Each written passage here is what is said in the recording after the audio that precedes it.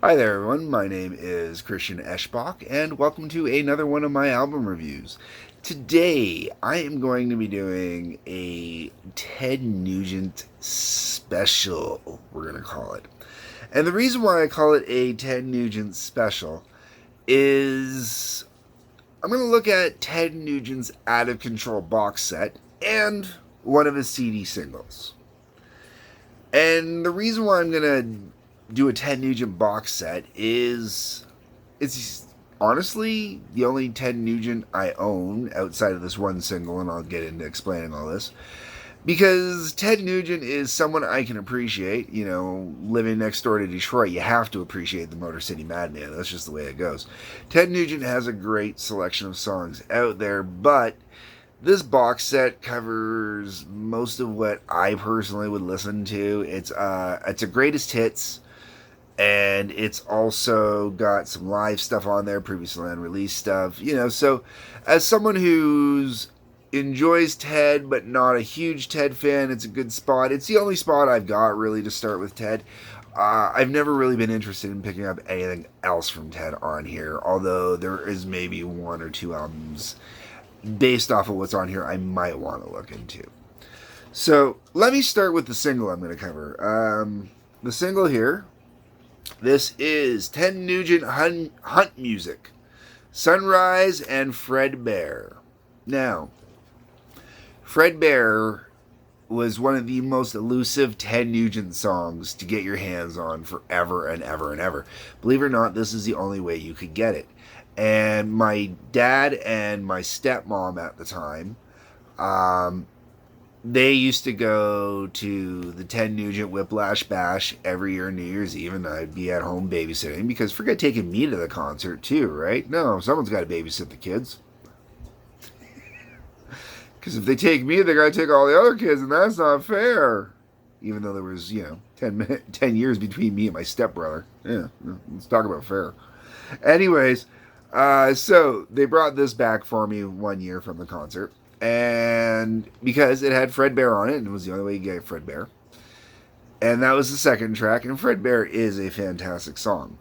It is one of, honestly, I mean, I'm sure there's a lot of hunting songs out there, or quite a few hunting songs out there, but Fred Bear, man, that really, the storytelling in Fred Bear really captures the imagination. And also to hear Fred Bear himself speak, this great recording that's played at the end of the song, is just wonderful.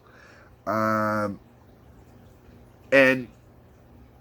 Fred Bear, like, the love of this.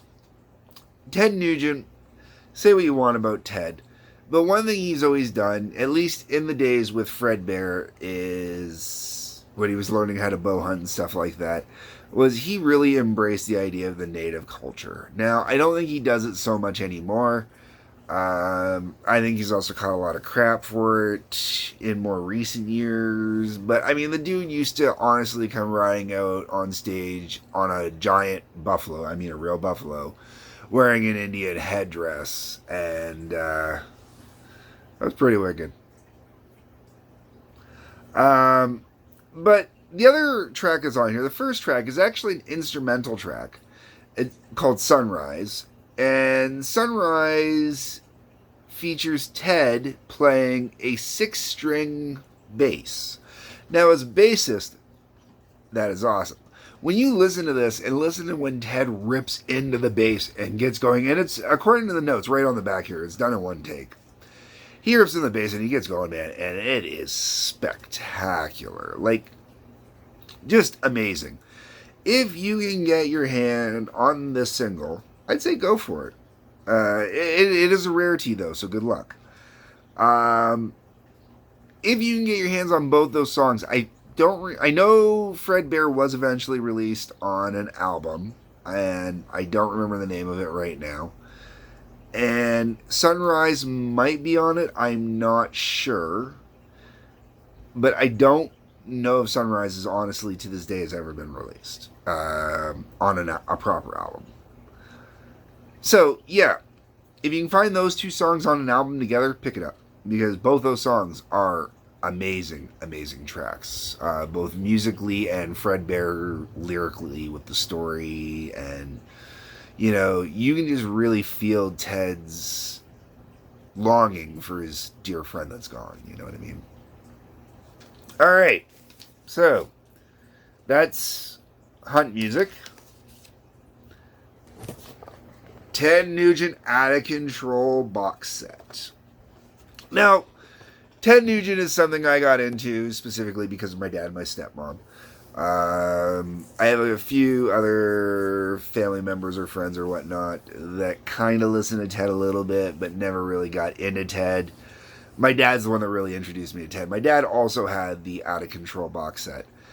And I ended up picking up when I found it for about 40, 50 bucks. And that was still brand new. And it's got a great book inside, so if you're a fan and you want to read all the cool stuff about all the songs and or all the stuff in the back and the history of that, this book is really cool for that. And it's got a lot of great photos and stuff like that. I'm not going to go through all that. I'm just saying that, you know, it's worth the money to pick it up if you can find it for a relatively good price. If you're buying it used, you know, if you can get it for 30, 40 bucks used, it's not bad. Like I said, I bought mine brand new, and I think I bought it for like 50 bucks brand new. The album opens up with the legendary Please Don't Go. Now, one of the things I like about this is this spanned Ted's entire career up until the point it was released. And this was released in 1993. All right? So it goes all the way back to his beginnings with the Amboy Dukes and moves on to his solo career in that. So it was really cool to get that in here. Now, the one downside of this album is this album was before they did digital remastering. So everything's got that old CD sound. It's not digitally remastered. It doesn't have that warmth you really want to hear in it. But that's okay. It's not bad. The album opens up with Baby Please Don't Go. I personally enjoy the song because I enjoy playing the bass on Baby Please Don't Go. But I've heard so many different versions of it that, you know, the bass line is just a great line to play in. You get into. The drums are fun to play on it as well. Ted is a phenomenal guitarist. I've seen the man play live. His hands move like crazy. Brilliant guitarist. But I'll get into the live part shortly. After Baby Please Don't Go, we get to Journey to the Center of Your Mind. This is, to this day, still one of my absolute favorite Ted Nugent songs. Whether it's Ted or Amboy Dukes. I've got a cover of the Ramones doing it, and the Ramones version is really cool. The downside of the Ramones version is it does not have Ted's guitar soloing on it. And Ted's solo work is fantastic. That's followed up with You Talk Sunshine, I Breathe Fire. It is mono recording. I blank on that every time. It's really not a great song to overly talk about. Then we get into Gloria, previously unreleased track. Gloria. Gloria. Yeah, it's that soon. Fun cover. I like what they do with it. That's about it. Then we get to Call of the Wild. Now, I really like Ted's hunter persona. I really do. And I really like when Ted, it's not even necessarily Ted, because this would have been Mark Farner, I believe, doing the vocals on Call of the Wild, Great White Buffalo. I don't remember if it's him on Stranglehold or not, and these are the, kind of what's going on here. Call of the Wild is a great tune. It really is. The guitar work in it is fantastic, and just, you can hear the passion. Truly hear Ted's passion in there. And then we get into Great White Buffalo. Oh, I love Great White Buffalo, man. His guitar licks on that. If you ever see the episode of That 70s Show where Ted Nugent makes a guest appearance, and you hear Ted ripping it up and riffing, Great White Buffalo is actually a variation of what he's playing in there. One of his best guitar riffs ever, man. That hook in there, holy crap, man. And even the music behind Great White Buffalo, this goes back to something I mentioned earlier about Ted with his native influence persona. And the storytelling of the Great White Buffalo, it's great because honestly, this is where I got, not all, but Ted is where I started my appreciation with Native heritage myself, and the concept behind Native heritage and Native mythology and stories and stuff like that. Then after that, we get to Stranglehold, the most overrated Ted Nugent song of all time. I like Stranglehold. Stranglehold's not a bad tune, but I don't understand the love affair with it. I never have. I've always thought it was, out of all of Ted's songs, it was always one of the weakest to me. At least in this collection. I shouldn't say one of the weakest, but out of his, most popular, it was always one of his weakest. It was gratuitous masturbation at points to me, I thought. Which kind of makes sense with the song. I don't know what it is. It just never quite worked for me. That's followed up by Stormtroopin'. Nah. Hey Baby. Nah. Motor City Madhouse. That's a fun tune. Once again, just Ted getting into some killer riffology, man. Just Madhouse, Motor City Madhouse, Motor City. The rapid fire he's playing off with, brilliant.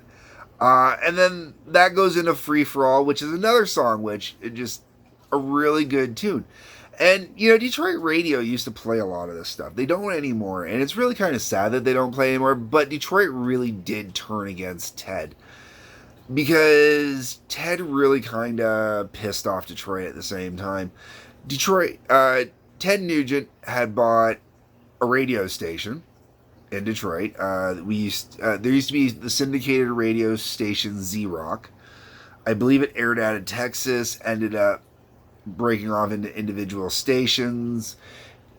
Ted bought the one in Detroit and changed it to The Bear. And the problem was Ted is a very polarizing personality, and Ted can be a bit of an asshole. And I really tuned out on Ted listening to his morning show, actually, because he was saying some stuff where he just needed, for example, his camp. He had a thing where he wouldn't take special needs, but he was classifying people with ADHD as special needs. Ted Nugent is the poster child for grown men with ADHD. He really, truly, and utterly is. And he's like, no, we're not going to do that. We're just, no. We don't do special needs. Sorry, we just don't. And it's like, really? Really? The poster child for ADHD. Undiagnosed ADHD. And I'll be honest, possibly some other personality quirks and traits. But, what happened was, when this happened, Ted started getting pissed off because radio viewership was dropping. And the problem was he was playing a lot of the older classic rock stuff and not playing enough newer stuff. But there was other radio stations that were playing the other classic rock stuff too, and it wasn't working out, and his personality was tuning people away. And when it didn't work out the way he wanted, he sold the station off and left Detroit. That's what he did. He basically picked up his ball and left and moved down to Texas because Detroit really kind of turned against him. Michigan in general, he didn't like the way things were going with the gun laws and stuff like that too. But that gets into other stuff. So after Ted bought the radio station and left Detroit, you don't hear Ted music as often. Stranglehold is one of the few songs you'll still hear, and Fredbear. Other than that, not too many of the other ones, sadly, anymore. And it's a shame because Motor City Madhouse was a great radio song. Great tune. Free for All, another fun tune. One that wasn't a radio tune but follows that up next is Dog Eat Dog. And I really like Dog Eat Dog, man. It's a really good, fun tune again, really get into it, really like the vibe of it. Now, at this point, most of the songs are it feels like Ted's almost phoning it in a little bit. They're a little cliche rock almost.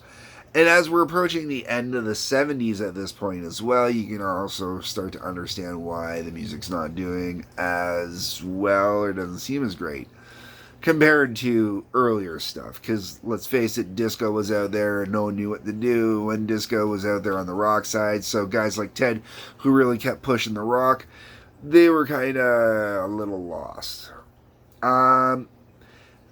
After Dog Eat Dog, we go in and Turn It Up. Another really good tune, honestly, it is. Great rock song again. Then we go into Street Rats, which is a previously unreleased alternate version. I really enjoy Street Rats. I think it's a good tune. It's not one worth really talking about all that much. As a previously unreleased version, I don't have a comparison to the original version, so I can't really say there. Then you get the Magic Party, which is just in general previously unreleased. It's one of those whatever kind of songs. And then the first disc finishes off with Hammer Down. I really like Hammer Down. Hammer Down really has that Detroit Need for Speed, cruising down the I-95 kind of vibe to it, Detroit steel, Detroit metal, Detroit muscle, that's in Hammer Down. You definitely can totally feel that the whole way through. Now there's 16 tracks. I don't know if you were paying attention there. There's 16 tracks on there because Ted jammed each CD full, and most of Ted's songs really don't usually go much past like the 3-minute marker, 3.5-minute marker, so you can fit a lot in there pretty easily, which is both good and bad. A few of the songs on here, it's cool that they put them in, but at the same time, I personally would have left them out. Then we get to Disc 2. Disc 2, when you compare Disc 1 and Disc 2 to each other, Disc 1 is where all the meat and potatoes is, all the great, seriously cool stuff is. Disc 2 really kind of falls apart for me, I find. And I think one of the reasons is how much live stuff's on here. And I'll get into that. So we open up with Cat Scratch Fever. Great tune. Absolutely cool tune. Ted just, one of his greatest songs. It really is. And the way he rips it up, it's just phenomenal. After that, we get Wang Dang Sweet Poontang. That's just Ted being Ted. And then Live It Up and Homebound, Out of Control. And the reason why I mentioned all those are all off the exact same album. Those are all off the Cat Scratch Fever album. Each one of those songs is a solid album. So right there, if you're going to pick up an album, Cat Scratch Fever might be an album really to start with. I might even pick that one up. If I don't go with that one, I would go with Free For All, because that's where a good part of the songs off the first album come from. But, oh shit. I'll have to cut that out after. So, yeah, as I was saying, Cat Scratch Fever, that wouldn't be a bad album on its own to start with, just because all of those songs are really good songs. Live It Up and Out of Control, they're about on the same level for me. They're not bad, but they're very kind of cliche Ted. Homebound, once again, it feels a lot more of that earthy, man of the earth hunting kind of vibe. The problem I've got with Homebound is more where it seems like Ted's going more from being kind of native influenced to becoming his very patriotic self that he is now.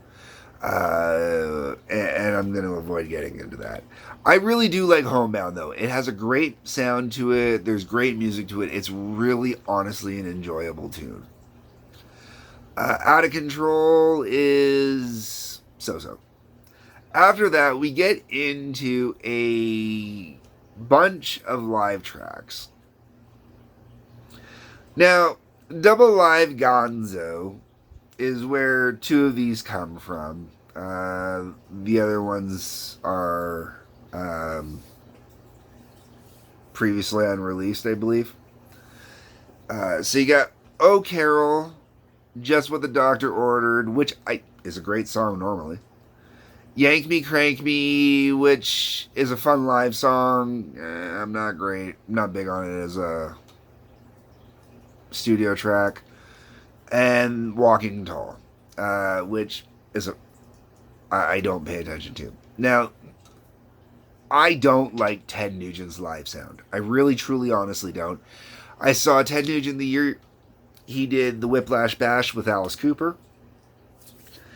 When I was an adult and started going to concerts on my own, and Alice Cooper was great. Fantastic. Sound was amazing. Ted comes out, and honestly, halfway through his set, I really wasn't enjoying it because the sound was awful. I couldn't hear it properly. Alice had been crystal clear with his delivery, the music crystal clear the whole entire time. Ted gets up there and it just sounded overly fuzzed. Way overly fuzzed. And I've seen Ted show up live, because Ted has a thing with popping up with certain bands live, especially in Detroit when he was living with Detroit. So I saw Ted come out and perform with Metallica when Metallica was doing the Load tour. The Cunning, if you ever get to see Cunning Stunts, the DVD, that specific tour, I saw that specific tour, and during one of the breaks in there, they do Devil's Dance, if I remember correctly, on Cunning Stunts. They didn't do that when we saw them live. Instead, Ted came out and they jammed out on Stranglehold, and they did quite a bit of Stranglehold. The second Ted came out there, the guitar tone of the whole entire band sounded like shit. I mean, seriously, I just could not stand the guitar tone. It just went from really cool to, oh my god, what the hell is this crap? Ted gets off stage, the sound goes back to sounding great again. Just don't like Ted's live tone. His tone on albums is fantastic. I would record a Ted album in no time, as long as I don't have to deal with the cockamamie BS. I'd have no issues working on recording a Ted album as a producer, engineer, mixer, or anything like that. I do not want anything to do with that man live, though, man. Studio-wise, great. Live-wise, hell fucking no. And because I like the song Just What the Doctor Ordered. I don't like it live. Yank Me Crank Me is kind of fun live. But, And the reason why I mentioned the Double Live Gonzo album is, first off, if you've ever seen Wayne's World, it's mentioned directly in Wayne's World, where he's like, oh, Double Live Gonzo, Intensity in 10 Cities. Oh, which is another Ted Nugent live album, which I will mention down here. Those are, those were considered major kind of Midwest rock live albums. I don't understand it. I don't. I really just don't. So after we get past those four songs, we go to Need You Bad, which I'm not really into that much.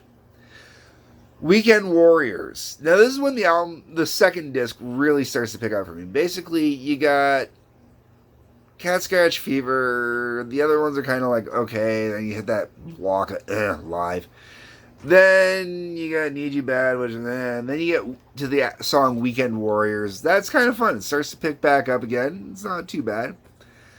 Then you get Paralyzed. Paralyzed is kind of cool sounding musically. It's different compared to everything else on there. Ted's starting to experiment a little bit now with his guitar tone. A little bit different. Recording styles have changed a little bit. You can definitely hear engineering changes, stuff like that. Am I fan of the song? It's not a bad song. It's a song I would listen to on my own, put into a mix. No, it's not. State of Shock, same thing as Paralyzed, same album too. Originally, not a bad album, or not a bad song, which is also the title track from that album, State of Shock. I don't know if it's an album I would pick up based off those two songs. They're okay on here, but they're not songs that I go out of my way to listen to. Then you got Wango Tango. Okay, I like Wango Tango. Now, when you listen on here, the way it's played and the way it sounds, you'd almost think that it's a live track. It's not. I really dig Wango Tango. I really love the way Ted does his vocal delivery on it. Musically, it's not bad. It's got a great kind of shuffly vibe feel to it, which is kind of cool. Right, a little pick up and go kind of mentality. I really enjoy that. I'm not sure.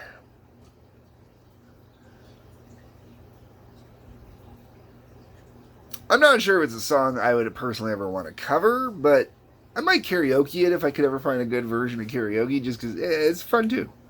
Gets up and pumping. From there we go into Scream Dream. Scream Dream, once again, a little more experimentation, kind of more like what was with Paralyzed earlier. I dig what Ted's going with on it. It's not bad. I like where he's playing and what he's trying to get. And then we go from there into Terminus El Dorado, which once again, this one I like because it's got more of a heavy blues kind of chug to it, and it really kind of cool to get into. Really kind of dig it. Those three songs are from the album Scream Dream itself. Cat Scratch Fever has the most songs that show up on here.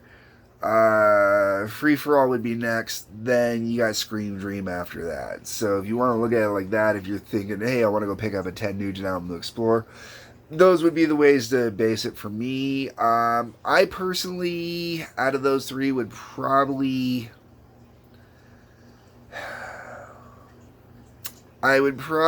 go with Scream Dream, just as something a little bit different to check out. But Free For All wouldn't be bad either. Okay, so after that we've got, as I mentioned earlier, a live track from the other Ted Nugent live album, Intensity in 10 Cities. The song is Jailbait, and I don't have an opinion one way or the other on it. It's not... Most likely I'm just biased because it's a live track. And then it ends with probably my second or third favorite Ted Nugent song. Fredbear, definitely my first favorite Ted Nugent song. Amazing song. Absolutely fantastic. Sunrise might be my second, but if it's not my second, it's tied with... my second would be this last song here, which is Little Miss Dangerous.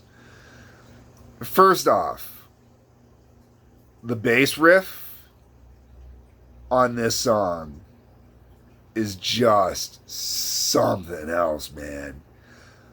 Oh, and the whole song's just got this great, beautiful, dark edge to it. I mean, this is one of those songs I would totally not only cover, man, I would enjoy every second of it. It's a bit cliche in certain ways with its content, especially for Ted. Rock and roll in general, does it fly necessarily today? Maybe not. I don't give a shit because, oh my god, this song is just sex on high heels. And I'll be honest, totally honest with you, I would love to hear like Liz Hale or Taylor Momsen from The Pretty Reckless. Either one of those ladies. I'd love to hear one of them do this song because this is a song that would work for them. Really, The Pretty Reckless, this would really be a good Pretty Reckless song. If they were to ever do a cover album, they really should do Little Miss Dangerous. I could see her bringing that one all the way home and it sounding super awesome and sexy. Along with the rest of the band, because the rest of the band is just phenomenal. But same time, I'd love to hear even Liz Hale do it. Although, a little bit of a different tone from Liz Hale. I think Pretty Reckless would definitely be more where the song would fit better. But Liz's got some great pipes. And vocal, like lyrical content wise, it totally would work for her as well, I think. Anyways, so yeah, this is the Ted Nugent special focusing on the Out of Control box set and the Hunt music single. I hope you've enjoyed. I do have some other box sets I will be covering in the future, because I was into box sets when box sets were a thing. And there are some box sets out there that I've got that are worth covering completely on their own.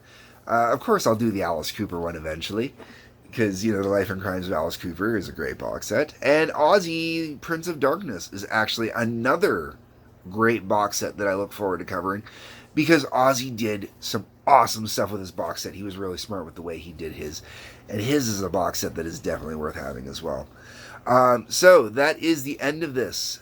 Leave me your comments. Like always, like, subscribe, share. Peace, love, take care.